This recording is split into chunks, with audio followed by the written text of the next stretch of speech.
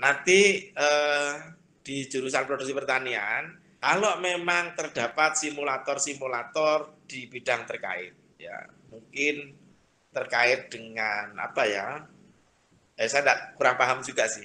Tapi mungkin di kultur jaringan atau apa gitu ya, kalau ada itu memungkinkan untuk dibuat simulasinya, itu juga menjadi model pembelajaran daring. Kemudian yang terakhir, tadi masih pertanyaan Mas Ilham atau yang kedua tadi ya, itu bagaimana kalau terkait dengan penggunaan bahan. Nah tentu penggunaan bahan yang diajukan itu sesuai dengan kebutuhan. Ya, kalau sebelum COVID sudah mengajukan bahan, nah maka bahan yang digunakan, yang diajukan untuk pembelajaran sebelum COVID, tentu itu sudah dirupakan dalam bentuk bahan bahan praktik ya. Kalau praktiknya lahan, waktu itu kita sampaikan karena mahasiswa tidak datang ke kampus, maka tanaman yang sudah terlanjur ditanam di lahan itu harus tetap dikelola. Harus tetap dikelola supaya tidak mati sia-sia. Ya, maka kita meminta untuk dikomunikasikan agar ada tenaga lepas, ada tenaga bukan mahasiswa dan juga bukan pegawai tetap politeknik yang merawat itu. Karena waktu itu kebijakan di awal-awal pandemi, tenaga atau pegawai-pegawai di kita juga melakukan WFH secara shift, ya. Bahkan sampai pada persentase 25% pegawai yang hadir setiap perlukan dan sebagainya, tentu itu akan digunakan oleh pegawai harian yang mengelola tanaman di lahan, ya, jagung atau sejenisnya seperti itu. Memang karena tidak ada aktivitas dengan mahasiswa, maka mahasiswa dalam tanda kutip tidak mendapatkan manfaat langsung, ya. Tetapi kami berharap kemudian budidaya tanaman komoditas itu nantinya tetap bisa dibuat satu proses yang utuh, ya, sehingga itu bisa dipelajari secara mandiri, ya. Memang sekali lagi tidak bisa 100% kita terima pemenuhan kompetensi seperti kondisi normal, tetapi tetap ada upaya-upaya belajar mandiri sebagainya. Saya beri gambaran kemarin, misalkan ya, kalau satu siklus budidaya melon di smart greenhouse itu membutuhkan waktu 60 hari, maka proses mulai penyiapan, mungkin ada mulusannya, kemudian penyemaian atau penanaman, pemeliharaan, pengendalian hamanya, ya, kemudian kalau melon itu harus melon biasanya dikawinkan, ya, saya lupa namanya istilah di pertanian itu, jadi mengawinkan melon dan sebagainya, itu harus diambil gambarnya setiap saat, ya. Misalkan sesi pemupukan hari ini, seminggu lagi mungkin sudah penyiangan dan sebagainya. Jadi proses-proses itu harus didokumentasikan sampai panen, ya, sampai panen. Nah, ini menjadi satu kesatuan dokumentasi kegiatan budidaya melon di smart greenhouse, misalkan seperti itu. Sehingga itu menjadi bahan referensi. Oh, budidayanya seperti ini, seperti ini, seperti ini. Ini yang sedang kita upayakan bisa disiapkan oleh teman-teman dari jurusan. Ya, saya kira nanti Bu Kajur juga bisa menyampaikan itu. Jadi itu saya kira terkait dengan hal-hal yang lebih spesifik nanti mohon difasilitasi oleh teman-teman HMJ untuk bisa berdiskusi lebih lanjut komprehensif dengan Ibu Ketua Jurusan. Karena sekali lagi sebagian kebijakan yang spesifik di jurusan atau prodi karena karakteristiknya tidak sama, tidak bisa kita generalisasi, ya. Tidak bisa kita samaiskan. Sebagai gambaran adik-adik, ya, saya kebetulan dari TI. TI itu untuk prodi manajemen informatika semuanya daring, ya. praktiknya itu dari tidak ada yang datang ke kampus. Karena apa? Karena ada simulasinya. Ya, ada pekerjaan yang bisa dilakukan secara komputerisasi ya. Ini bukan membandingkan, tapi ini contoh. Tapi di satu prodi lainnya, di teknik komputer, prodi saya sendiri, ada beberapa yang tidak bisa disimulasikan. Ya, misalkan untuk sementara ya, untuk nyoder rangkaian elektroniknya itu perwakilan datang, ya perwakilan datang, kemudian bisa dilakukan di sana. Dan itu lebih mudah daripada di teman-teman jurusan produksi pertanian, karena tidak butuh durasi waktu yang panjang, 60 hari misalkan.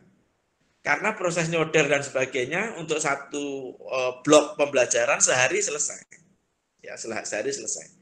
Jadi nyoder-nyoder nanti didokumentasikan, tapi tidak wajib itu. Ya, diklasterkan yang dalam zona boleh ikut. Itu kan pakai pemetaan yang di 19 Police itu. Secara elektronik bisa terpantau di sebaran mahasiswa. Nah, bagi teman-teman yang misalkan rumahnya Malang, Surabaya, tidak mungkin ke Jember, ya di-share video. Ya. Saya kira itu konsepnya tadi sempat dipaparkan oleh Bu Kajur, nanti mungkin detailnya seperti itu. Mungkin itu gambaran saya ya dari sisi kebijakan umum terkait dengan pembelajaran praktik di laboratorium, lahan, kandang ya, yang peternakan atau studio ya, yang mesin-mesin itu kita kondisikan seperti itu. Tetapi tentu kami berterima kasih ada input, ada feedback dari adik-adik mahasiswa yang saya yakin karena semangatnya ini ingin mendapatkan kompetensi yang lebih, tentu dengan upaya ini kemudian diharapkan teman-teman di jurusan nanti ada inovasi lagi sehingga di semester ganjil nanti semuanya bisa di-prepare lebih baik. Karena pembelajaran semester genap kemarin itu adalah by accident. Tidak kita rancang sama sekali dan tidak kita harapkan ya.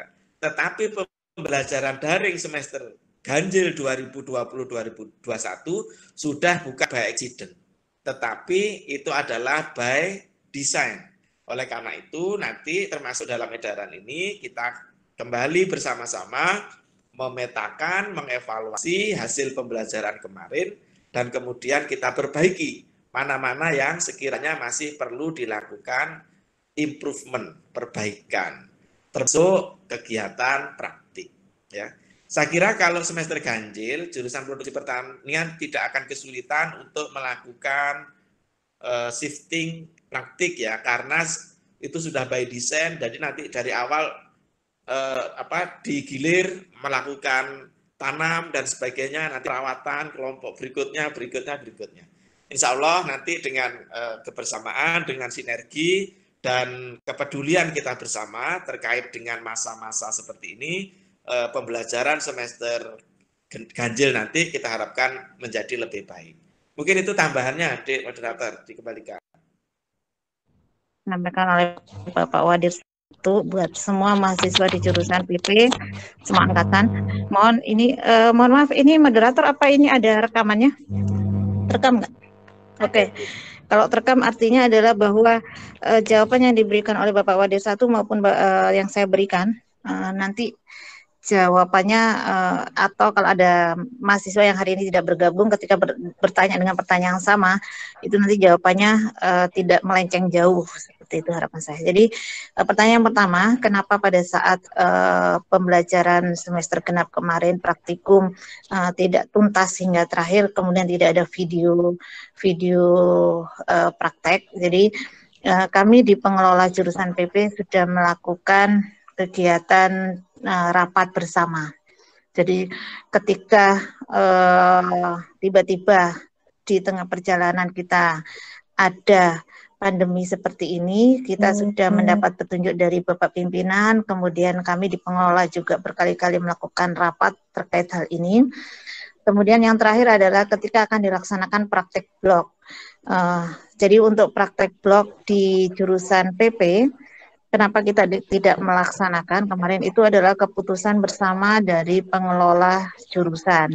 Karena menurut Bapak Ibu dosen bahwa ketika praktek blog itu dilakukan kemudian diberikan video daring dengan melibatkan hanya sebagian mahasiswa itu apalagi kemudian waktunya juga sangat mepet untuk tanaman-tanaman mungkin umurnya tidak sesuai, maka menurut Bapak Ibu pengelola lebih baik mungkin kita ambil penilaian adalah di terakhir di awal saja yang 4 minggu kemarin dengan diberikan tambahan tugas yang lain.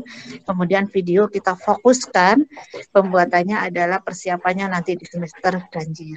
Jadi artinya adalah bahwa untuk praktek ganjil nanti kegiatan praktek yang video daring itu untuk budidaya dan sebagainya itu kita awalin dari awal betul. Jadi dari awal semester itu nanti sudah melakukan kegiatan budidaya, kemudian didaringkan sampai terakhir kegiatan adik-adik.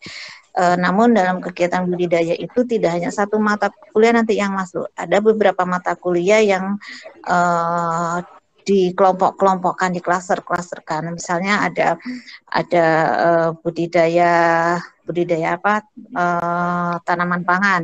Nah, masuk di dalam budidaya tanaman pangan itu harusnya juga praktek tentang tanah, kemudian praktek tentang pupuk, praktek tentang perlindungan tanaman seperti itu. Artinya tidak semua mata kuliah itu videonya satu-satu, tapi semua jika ada satu kegiatan yang terkait maka bisa menjadi satu.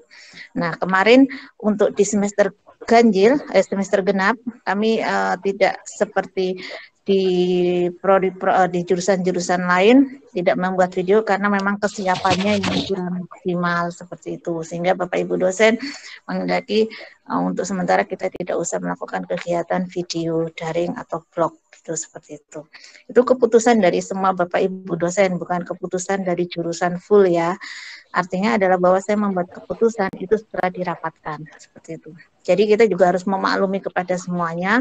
Kemudian untuk transparansi bahan praktek sebenarnya ini bukan kebijakan kita dan bukan ranahnya adik-adik untuk terlalu bertanya kepada keuangan. Maksud saya gini, berapa sih UKT adik-adik yang dibayarkan dan berapa banyak kegiatan yang harus ditanggung dari UKT itu? Berapa sarana prasarana yang harus ditanggung dari UKT itu?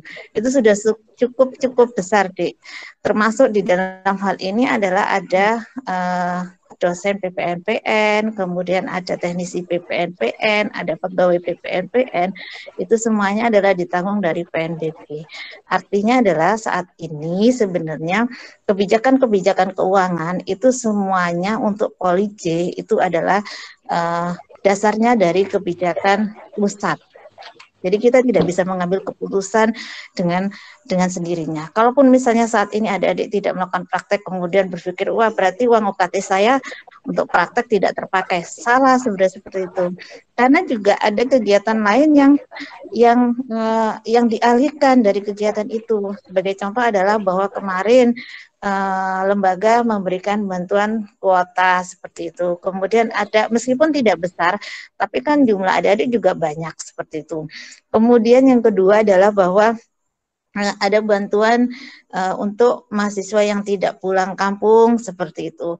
Atau kemudian ada kegiatan-kegiatan lainnya. Jadi saya berharap adalah mahasiswa JPP itu tidak terlalu pertanyaan-pertanyaan hal seperti itu, kebijakan-kebijakan seperti itu sebenarnya jangan menjadikan adik-adik kemudian tidak bersemangat sekolah, karena ketika kita terlalu berpikir negatif pada satu hal itu akan mempengaruhi apa yang akan kita lakukan. Jadi menurut saya lebih baik adik-adik positive thinking deh.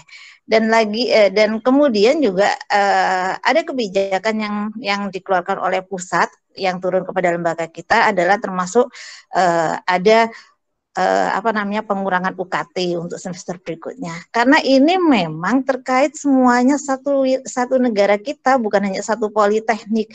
Dan ini imbasnya bukan hanya kepada satu orang, tapi kepada satu-satunya orang di seluruh bumi ini gitu loh. Jadi hal-hal yang terlalu mengarah kepada kebijakan yang terkait kepada pusat itu sebaiknya buat adik-adik mahasiswa tidak usah terlalu dipikirkan. Yang adik-adik fokuskan adalah bagaimana adik-adik menyelesaikan tanggung jawab adik-adik kepada orang tua untuk sekolah, untuk benar-benar belajar dengan baik. Dalam sistem daring saja, dalam sistem daring aja masih banyak mahasiswa yang tidak bergabung kuliah. Dalam sistem daring saja, UTS UAS-nya adik-adik semuanya banyak yang copy paste. Itu apa betul kan gitu. Jadi justru pada saat daring ini adik-adik harus lebih meningkatkan lagi kualitasnya sebagai mahasiswa, calon sarjana, calon orang-orang yang akan memimpin negara ini. Jadi hilangkan sifat-sifat negatif yang muncul di pikiran adik-adik terkait hal-hal yang mungkin wah kok kayak gini.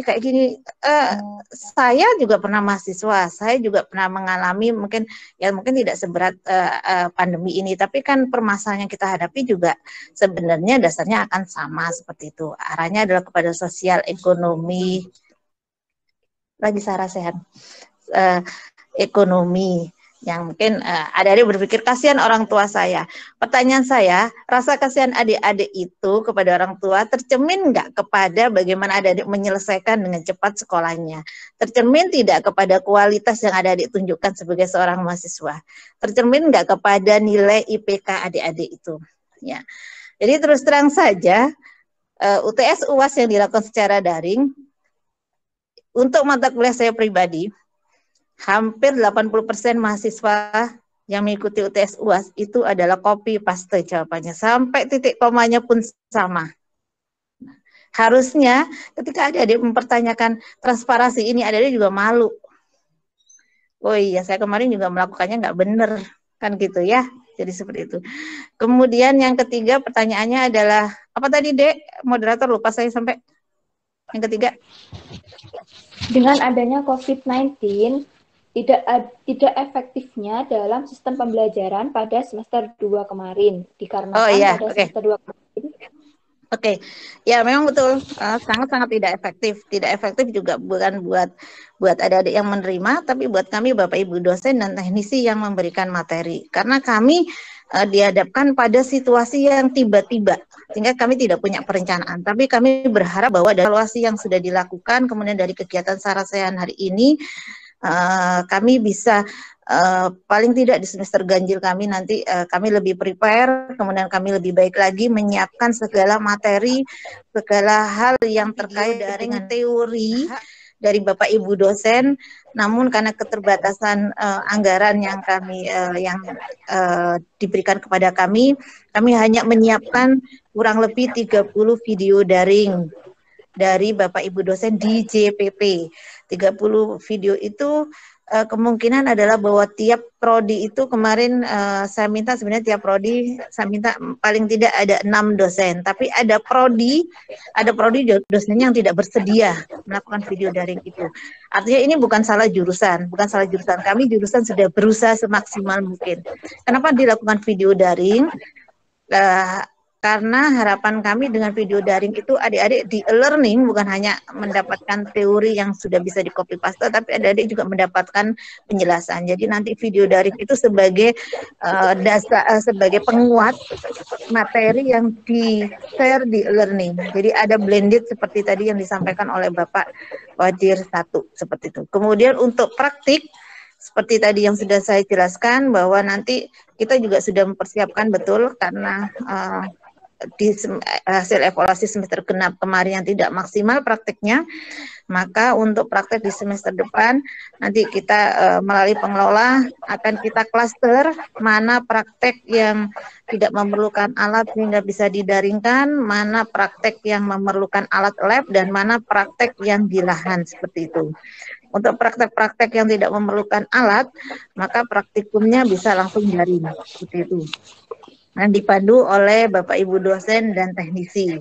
Kemudian untuk alat-alat lab juga nanti praktek yang memerlukan alat lab, kemudian kita klaster dan kita persiapkan betul di labnya seperti apa untuk praktek-praktek itu. Kemudian kita gabung dengan satu kegiatan praktek bisa bergabung menjadi beberapa kegiatan praktek. Nah itu nanti akan kita siapkan, termasuk nanti saya minta kepada Bapak Ibu dosen mendata Bapak Ibu dosen melalui Kaprodi, saya minta untuk melakukan pendataan kepada mahasiswa-mahasiswa yang ada di sekitar Jember dengan secara share log, ya. Jadi adik-adik harus share lokasi yang menampilkan foto seperti itu sehingga kita percaya bahwa adik-adik ada di wilayah Jember, bukan ada di wilayah luar kota tiba-tiba mengatakan Jember, hanya ingin datang ke kampus, hanya ingin senang-senang, hanya ingin ketemu. Tolong adik-adik pahami betul ya bahwa ini wabah ini sangat bahaya. Jadi tolong betul-betul dijaga kesehatannya. Jangan hanya karena keegoisan semata, hanya ingin bertemu teman-temannya, hanya ingin melepas rindu, kemudian adik memaksakan diri datang ke Jember, itu jangan sampai terjadi hal itu. Ya, jangan sampai terjadi hal itu. Hanya senang-senang itu hanya sebentar. Kalau kemudian kita menjadi klaster baru dari penyakit ini karena kedatangan adik-adik, itu yang sangat bahaya. Karena adik-adik nanti akan membuat satu politeknik itu bisa menjadi wabah seperti itu. Tolong hati-hati, bersikaplah lebih dewasa sebagai calon-calon mahasiswa, calon-calon sarjana. Harapan saya begitu, ya. Jadi jangan hanya karena kesenangan semata, kemudian adik-adik ingin, oh saya aja yang gabung, saya di Jember. Jadi nanti betul-betul kemudian kita buat jadwal, mungkin dalam 2 minggu sekali jadwal itu berubah berganti. Yang datang ke kampus adalah maksimal 5 orang dalam satu kegiatan praktek. Termasuk kegiatan praktikum di lapang juga akan kita lakukan dari A sampai Z. Ya, artinya dari awal sampai akhir yang dilakukan oleh mahasiswa yang bertugas seperti itu. Itu juga akan didaringkan, kemudian akan kita share di YouTube. Seperti itu. Bagaimana dengan mahasiswa yang nggak hadir, Bu, yang jauh, sehingga mereka tidak mendapatkan kesempatan untuk datang, apakah nilainya berkurang? Nah, untuk nilai itu kebijakannya adalah bukan karena adik-adik bisa datang atau tidak bisa datang. Ya.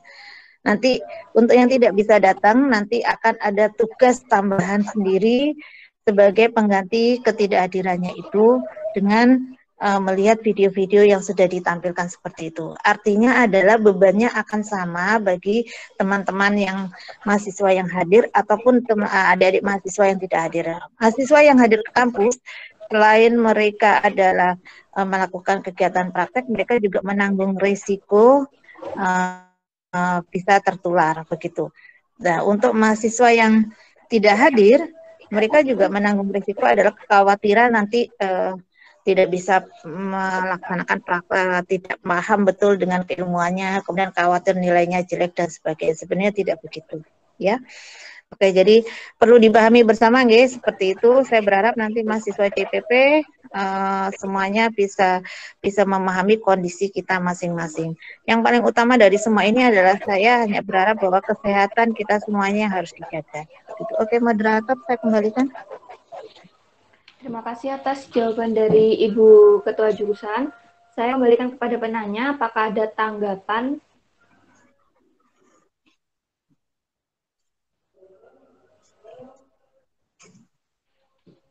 Baik, jika tidak ada tanggapan. Cukup, terima kasih. Baik, terima kasih. Jika tidak ada tanggapan lain, ini ada yang bertanya lagi kepada Diki Utama, bisa menghidupkan mikrofon dan menyampaikan pertanyaannya kepada Ibu Fajur. Assalamualaikum warahmatullahi wabarakatuh. Waalaikumsalam warahmatullahi wabarakatuh. Selamat siang. Mohon izin Ibu untuk izin bertanya yang terhormat kepada Bapak Surateno, mungkin apa masih tergabung?